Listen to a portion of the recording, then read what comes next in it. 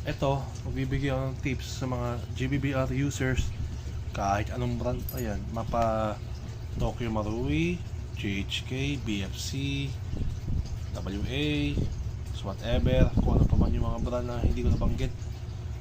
Kailan na mag-comment ko, hindi ko pa nasingit. Ngayon, lalagyan ko to ng bala. Ito yung sample. Ito sa metal ng bala. Maglalagyan ang bala dyan.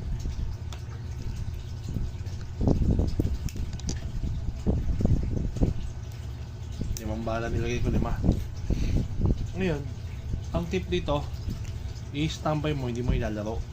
Ang purpose mo, lagyan mo na siya ng bala. Ngayon, ito naka-hammer down. Yan, naka-hammer down. Pag naka-engage, naka-ready. Siyempre, i-standby mo ito ng matagal. Hindi mo lalaroin. Yung tipong i-standby mo na, lalagyan mo na siya ng bala. Siyempre, sabi ng iba, safety daw. So, nakalubog yung trigger. So, hindi puputok yan. Ngayon, para makapunta ka sa switch, ito. Hindi ko makapunta sa switch, ayaw eh. So, hindi mo siya safety.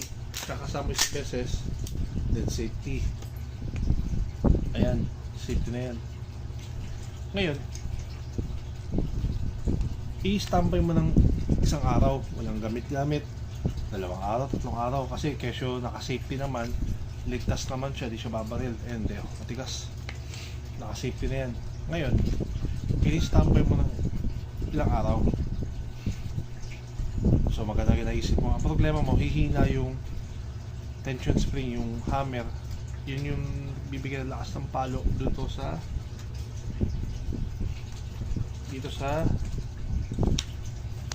dito, knuckle valve. Yan. Ngayon, kapag yung tension spring medyo nag-loose na, wala rin pinagkaiba yung nilagyan mo ng maraming bala ng magas ng GBBR, kahit sa Glock, pinuno mo ng bala 30, hindi mo naman lalaruin, i-standby mo lang, di ang mangyayari, mag-loose yung spring. So hindi nakakit yung bala kasi nasanay niya sa pinakasagad eh. 1 linggo mo din gamitin. Ganon din tong tension spring. Sinanay mo 1 linggo din mo ginamit, naka-safety. Oo, safety nga, di nga babaril. Ang problema mo naman, masisira tension spring, magkakaproblema ka. Para hindi ka magkaproblema, ang magandang payo ko sa mga JBBR users, dahil may magtambay lang naman, hindi mo ilalaro, i-hammer down mo na lang.